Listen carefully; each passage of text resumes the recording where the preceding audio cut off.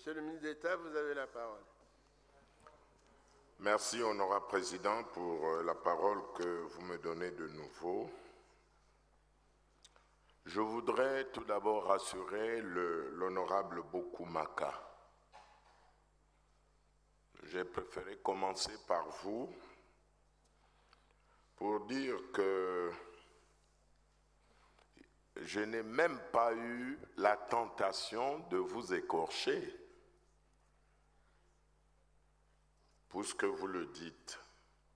Il n'y a même pas eu d'écorchure dans mes propos. Vous m'avez conseillé d'être attentif, oui. Je prends le conseil avec beaucoup de plaisir. Manque du respect à votre égard? Non, honorable Bokoumaka, vous le savez bien.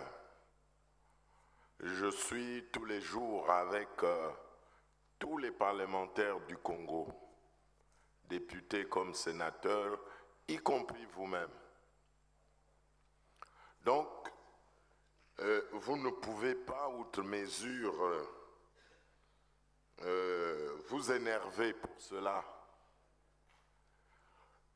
La question des filles bachelières, et là j'ai bien noté, dans certaines circonscriptions de notre pays, qui manqueraient. C'est bien cela votre propos. Mais lorsque, dans mon premier propos, j'ai dit qu'il existe bel et bien des filles bachelières chaque année, vraiment, honorable Bokoumaka, ceci ne peut pas être considéré comme étant une écorchure. Encore moins un manque de respect à votre égard, vous, l'élu du peuple. Nous sommes en train de faire un débat pour dire que les bacheliers, on les trouve partout. Même ceux qui sont dans les villes, pourquoi on les empêcherait d'aller se faire candidat dans n'importe quelle circonscription du pays? Pourquoi? On ne pourrait pas les empêcher. Aucune disposition légale ne peut les empêcher d'aller se faire candidat partout où ils le souhaiteraient. Débattre en langue nationale véhiculaire, oui, c'est possible, mais nous pouvons nous accorder que ce n'est pas encore le cas. Ce n'est pas encore le cas. Notre administration, notre travail parlementaire, pour le moment, se fait encore en français, en tant que langue officielle, telle que s'inscrit dans la Constitution.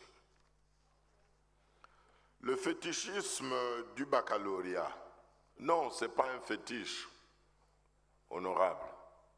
Ça ne peut pas être un fétiche. Au contraire, je dirais que ce serait là faire la promotion de tous ceux qui se valorisent par leurs résultats scolaires. C'est cela que nous voulions dire. Par rapport à ceux qui ont décroché, lorsque j'ai dit que ceux qui ont échoué, mais bien sûr, c'est un effet dans notre système éducatif, venant Bokoumaka, et vous le savez bien.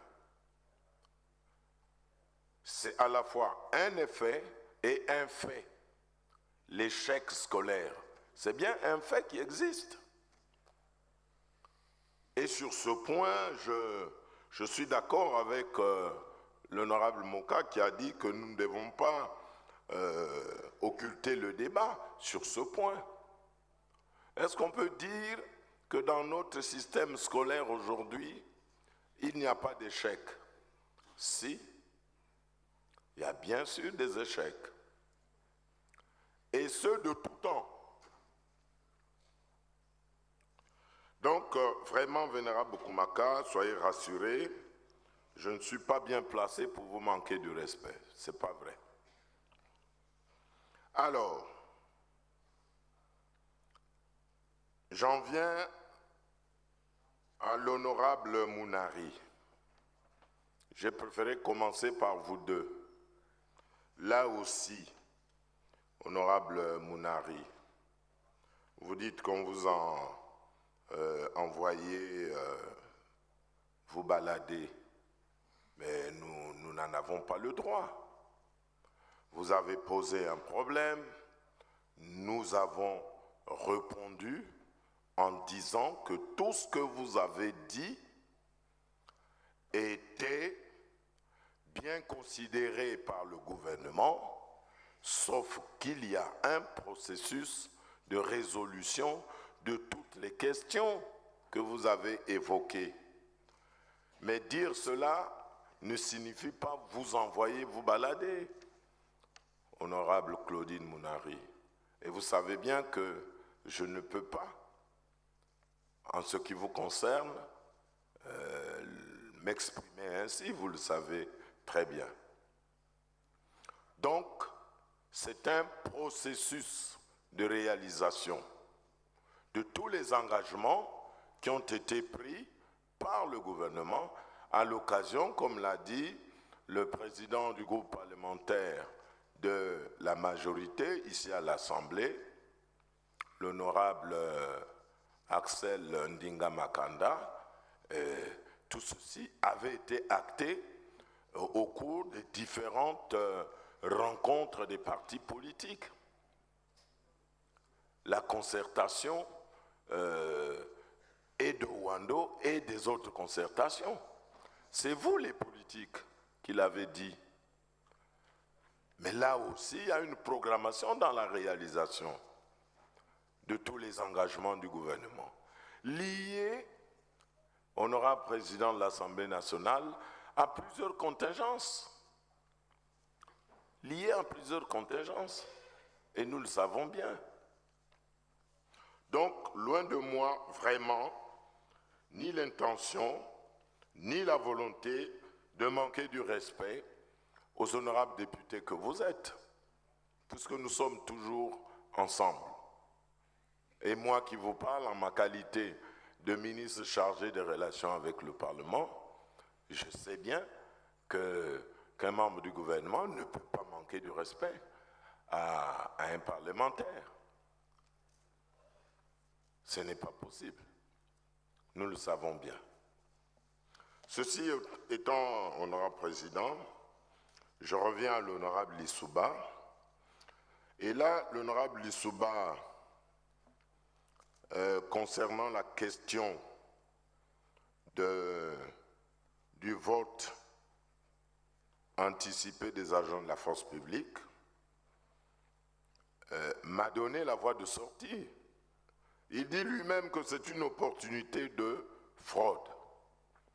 Si c'est une opportunité de fraude, c'est donc une suspicion. Il n'y a pas de fraude à ce moment-là. Et cette élection, honorable Lissouba, je puis vous rassurer qu'elle se déroule toujours dans les mêmes règles que celles de tout le monde. Il y a des agents électoraux qui sont là.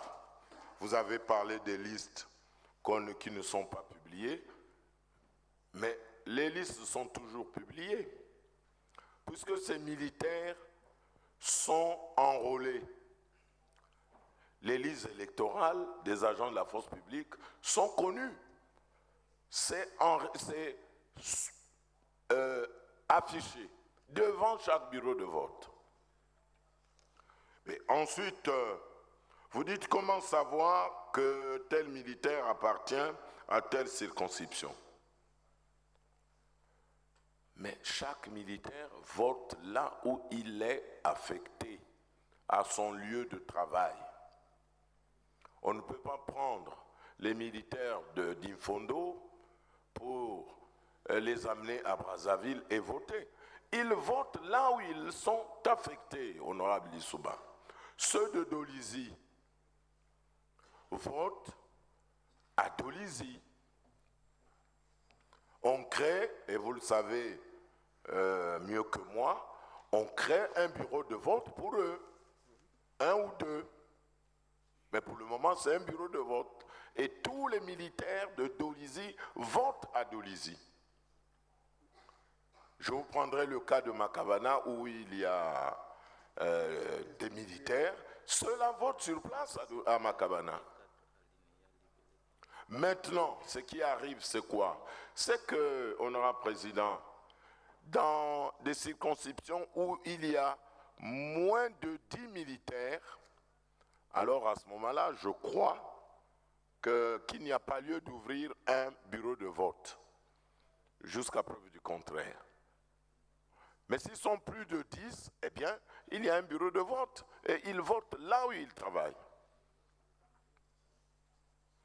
Donc, honorable Lissouba, vous pouvez être rassuré que le vote anticipé des agents de la force publique ne donne pas lieu à l'observation des fraudes ou à un vote entaché d'irrégularité.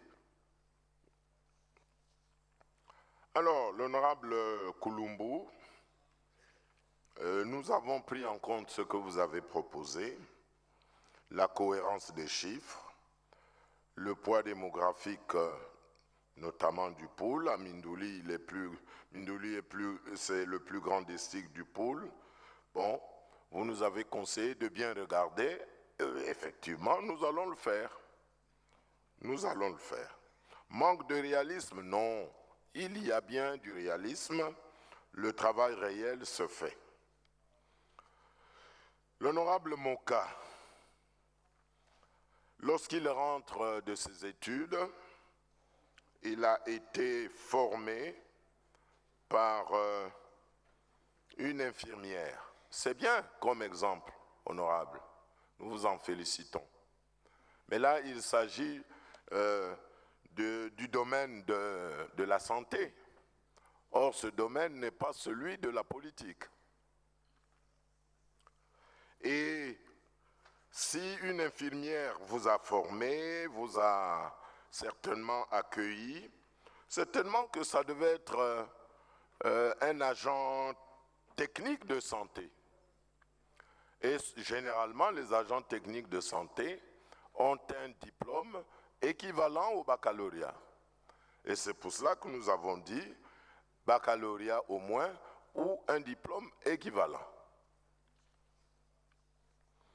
Alors, la question de la formation. Que vaut le baccalauréat d'aujourd'hui,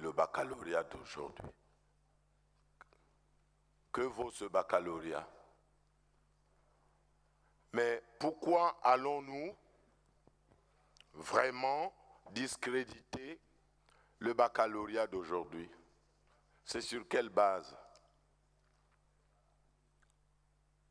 Parce que ceux-là aussi sont des électeurs. Mais si on dit d'eux que vous avez un baccalauréat qui n'a pas de valeur, nous aurons là blessé nos propres électeurs. Donc, je pense que nous ne devons pas minimiser le baccalauréat d'aujourd'hui. Le faire, c'est donc minimiser tout le système éducatif de notre pays. Le travail que nous devons faire ensemble, c'est de rehausser le niveau du système éducatif de notre pays, le niveau de l'enseignement de notre pays. Et ça, c'est un travail à faire en commun. Et vous, les parlementaires et le gouvernement.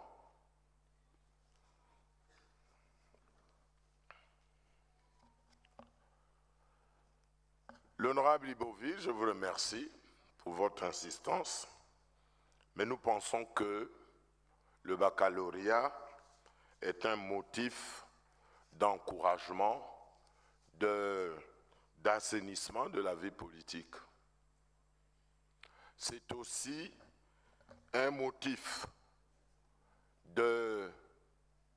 qui pourra faire que nos collectivités locales soient nantis des cadres de ce pays, parce qu'on a dit baccalauréat au moins, des cadres de ce pays capables de développer, dans le cadre de la décentralisation, leur localité.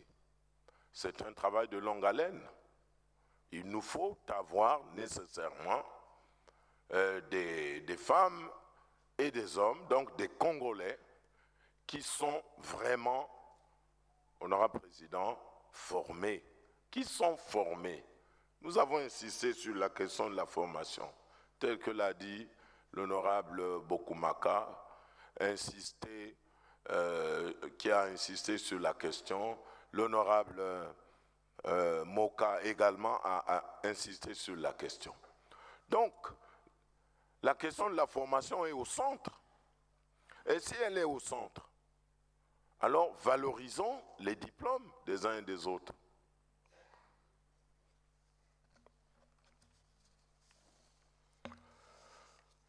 L'honorable Louvounou, bon, la réponse vous a été donnée par l'honorable président de la commission. L'honorable Dolama, merci pour nous avoir renseigné de ce que votre circonscription est beaucoup plus peuplée par les populations autochtones, mais ceux-là aussi, les peuples autochtones, ne sont pas interdits des études.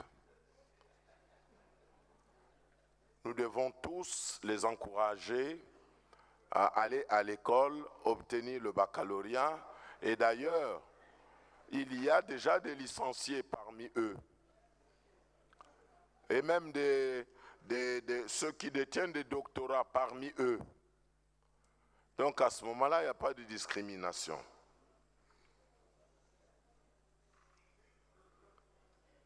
Vous avez parlé également de la fonction publique territoriale. Oui, ça va arriver puisque c'est toujours un processus. L'honorable Alessini a donné une information, merci pour cela. L'honorable Ibovi est revenu pour donner une information, merci pour cela. Et lorsque j'ai dit ça, honorable président, je pense que je fais le tour de tous les honorables députés qui ont cru devoir passer à la phase de la réplique. Mais en tout cas, honorable Bokumaka, vous et moi, il n'y a pas cette question de manque de respect. Et j'insiste à dire que j'ai du respect envers ou à l'égard de tous les parlementaires du Congo, députés comme sénateurs. Merci, honorable président. Bien. Allons-nous continuer notre débat de ce soir? Mais voilà, j'entends non.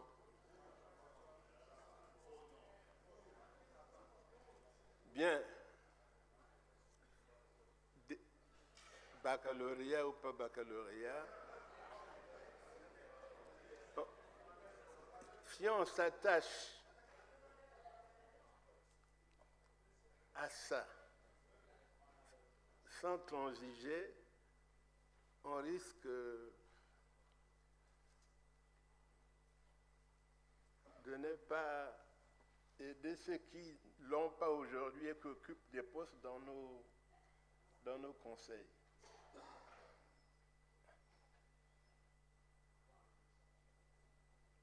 Il faudrait peut-être que nous expliquions ce passage d'une autre manière. Parce que ce débat, quand je vois comment il est tenu et il se passe dans la salle, risque de créer quelques problèmes à l'application dans certaines situations.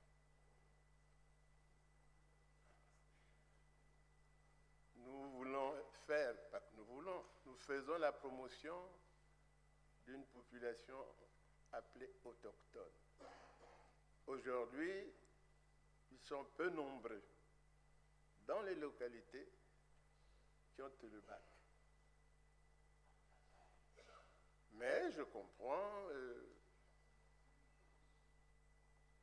la nécessité de faire de telle sorte que nous améliorons le niveau